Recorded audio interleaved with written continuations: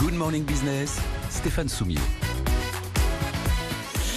Bien, allons-y, nos entrepreneurs. Entrepreneurs, là, et vous le féminisez, le nom Hariba. Bonjour Hariba. Bonjour Stéphane. Je suis ravi de vous revoir Hariba. On va raconter aussi notre aventure commune. Au cœur de 3 minutes pour convaincre, c'était il y a combien de temps Hariba? En 2012. Ouh là là, ça ne nous rajeunit pas cette histoire. Vous lanciez alors Fred Bay. On dit d'un mot ce que c'est encore que Fred Bay, même si aujourd'hui, vous avez combien d'utilisateurs pour Fred Bay aujourd'hui Hariba? 2 millions d'utilisateurs, 8000 entreprises de déménagement et de transporteurs partenaires avec des connexions quotidiennes sur la plateforme. L'idée, c'est d'optimiser l'ensemble des chargements de ceux qui, parfois, tournent à vide, les camions. Ouais. C'est ça, l'idée depuis le début. Oui, fredbay.com est une plateforme web où on peut acheter des services de déménagement et de transport d'articles volumineux de la maison, électroménager, canapé, etc. En favorisant le groupage dans les camions qui roulent à vide, puisque 25% des camions roulent à vide en France et plus de 50% à moitié remplis. C'est ce constat qui m'a fait que j'ai créé la plateforme fredbay.com. Il y a 6 ans que vous faites le pitch, donc maintenant vous allez 11 ans. à fond, 11 ans.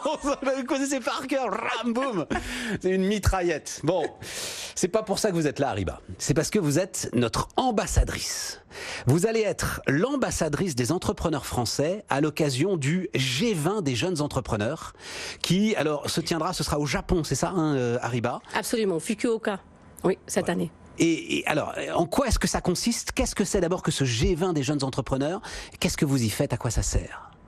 Alors, le G20 des entrepreneurs, tout d'abord, ça a été donc lancé par Citizen Entrepreneur, qui est une association française qui emmène environ une trentaine de jeunes entrepreneurs français pour représenter la France auprès du G20, pour consolider, donc ça permet aux jeunes entrepreneurs de consolider leur réseau international, de représenter la France et donc de favoriser les échanges au niveau international.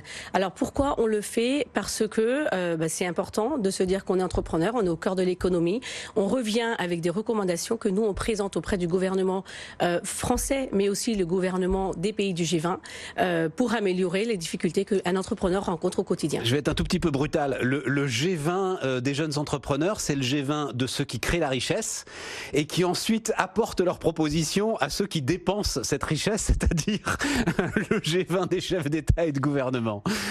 On va pas résumer les choses comme ça, non. Mais il y a un peu de ça quand même, quoi. Comment est-ce que vous pourriez, vous, responsable politique, faciliter la vie de l'ensemble des entrepreneurs du monde?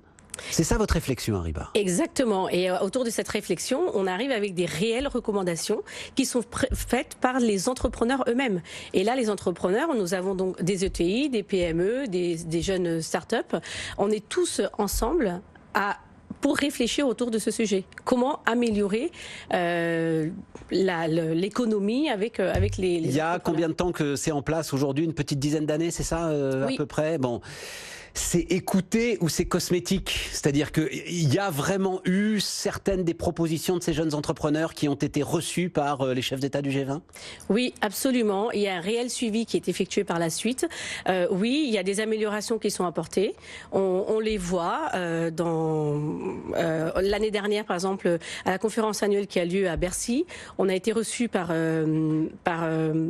Muriel Pénicaud, par Jean-Michel Blanquer, qui nous ont entendus, qui ont écouté, puisque le sujet était essentiellement sur l'éducation. Et par rapport à ça, on sait qu'il y avait donc 100 000 entrepreneurs, on avait Croissance Plus, on avait donc Citizen Entrepreneur, et tous les jeunes entrepreneurs qui y ont participé, on a remis les recommandations. L'idée c'était quoi? Porter la parole de l'entreprise au sein des établissements scolaires, davantage que ce que c'est aujourd'hui? C'était ça ce que vous vouliez faire, Hariba? Sur le sujet de l'éducation, c'était surtout d'améliorer en fait l'éducation en général, c'était d'inclure l'entrepreneuriat au sein de l'éducation nationale aujourd'hui.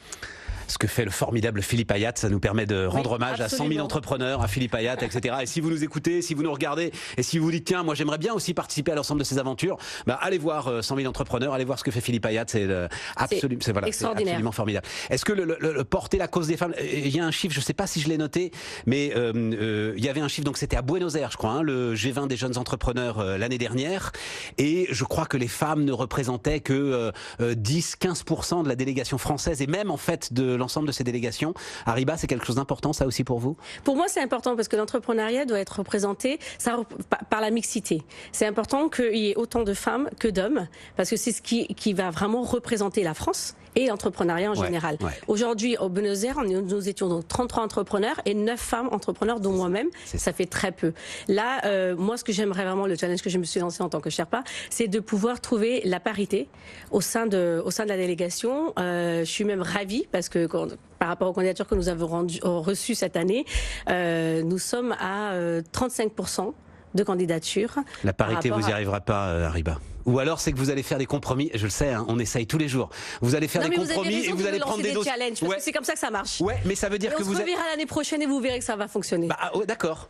Parce que en fait, le sujet, c'est que vous allez être obligé de faire des compromis. Moi, je le dis avec beaucoup de franchise et de prendre des dossiers que vous n'auriez peut-être pas pris s'ils n'étaient pas défendus par des femmes. Vous voyez ce que je veux dire ? Non, ce n'est pas vrai. Le jury est composé vraiment de personnes complètement indépendantes qui vont pas tenir compte de... Ça, c'est alors un challenge que moi, personnellement, je me suis lancée.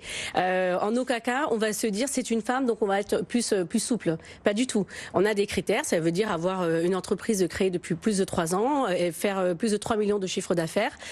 Tout ça, ça va être respecté, que ce soit un homme ou une femme. Bon, et j'ai pas le temps. On se reparlera. On est au bout de cette interview, malheureusement. Mais on se reparlera. Hariba Rehman, donc, notre ambassadrice au G20 des jeunes entrepreneurs sur BFM Business.